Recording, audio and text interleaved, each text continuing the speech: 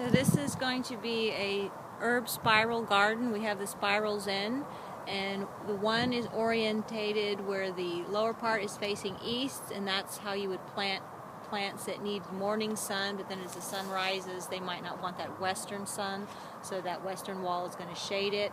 And then you put the plants that need certain temperatures and certain water requirements in certain places in the spiral, so things like a sage and a rosemary that don't need as much water will go at the top, and then your mints would be like at the bottom, and then you would just stagger the plants with their water needs. And you also do different soils in there too. You might put your more porous soils at the top and the more denser soils at the bottom, and then the sun will shade certain parts on this first one, but on the second one we just have a spiral and it's going that way just to make the sculptural look of it. And then in Houston you really can grow anything in the sun. We have another spiral over there that's already happening, which we'll show you.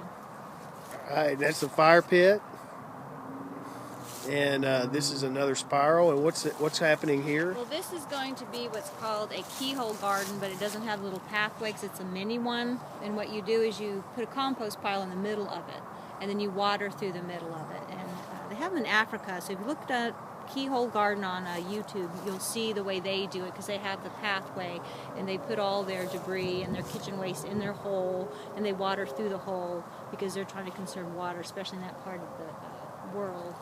And that's how it'll water the whole bed. Alright. And then what we got over in underneath the tree is an octagon yoga deck. Alright. And where we're at right now is the Mill Street Community Research Farm in Houston, Texas, 5th Ward.